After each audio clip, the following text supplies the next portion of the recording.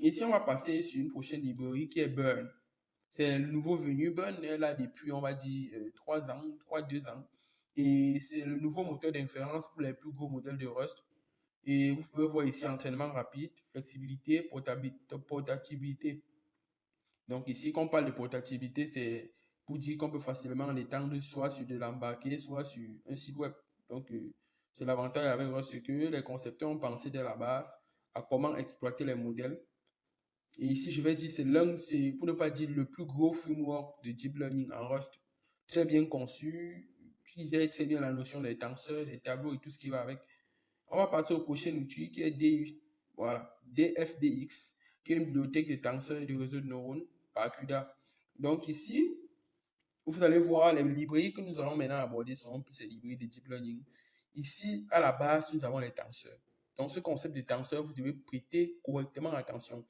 Et un tenseur d'ordre 0, c'est un scalaire. On va dire qu'un tenseur d'ordre 1, c'est un vecteur. Un tenseur d'ordre 2, c'est un tenseur. Donc, ces notions, vous devez les brosser. Et ces frameworks ont tous pour base les tenseurs. Si on rentre dans Burn, vous allez voir que le premier chapitre de Burn parle des tenseurs. Et ici, vous avez les méthodes DFTX. Voilà. Selon ce qui est très bien, ils ont fait une comparaison DFTX, NumPy et PyTorch. Et ici, là, ça se passe très bien. Ça veut dire que DFDX aussi permet de à la fois gérer les tenseurs et se comporter comme un framework de deep learning. C'est pour ça qu'on l'a comparé avec PyTorch et NumPy. Donc, cet environnement est aussi très, très, très bien. Ici, on a OMX. Et OMX, ici, c'est du lourd. Donc, ce sont des, on va dire, des moteurs d'inférence. Moteurs d'inférence, on va dire, des librairies qui permettent de faire tourner les LLM. Ici, on va citer un peu ceux qui l'utilisent.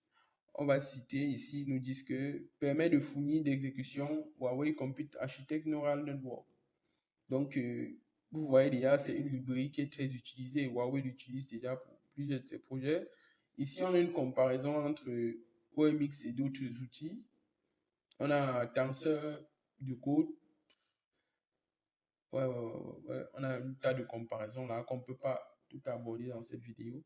Mais on va retenir que ONX est une librairie assez utilisée déjà. Moi, par contre, je ne l'ai pas encore utilisée parce que j'ai tendance à faire plus les modèles en dur. Mais je pense que cette librairie est très, très, très bien.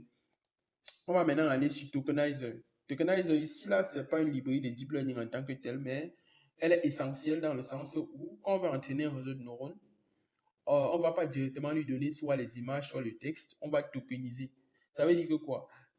Les lettres ou le texte va se transformer en vecteur, un vecteur de nombre, et c'est ce vecteur